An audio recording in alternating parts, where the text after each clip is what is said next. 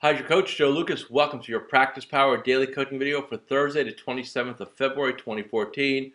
Almost done for the week, right? So today, what I want to talk to you about is consequences. A very interesting word. Now, what's consequences? Everything you do in life, everything all of us do as human beings, has consequences associated or attached to them.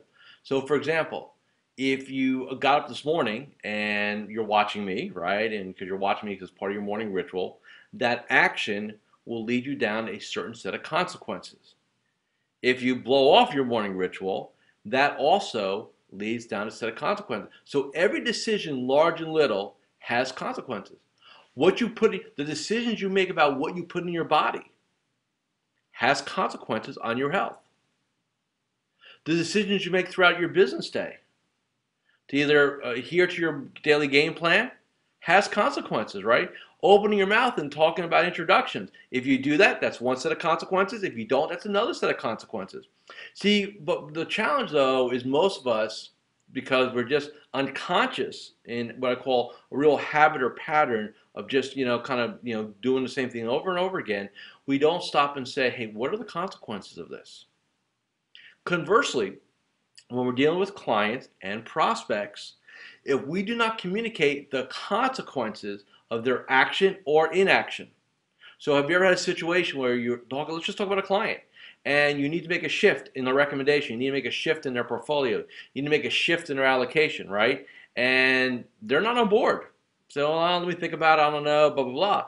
You better not say, okay, I'll give you a couple days and I'll get back to you. You just say, well, let me say this. If you take too long, here's the potential consequences, which are negative.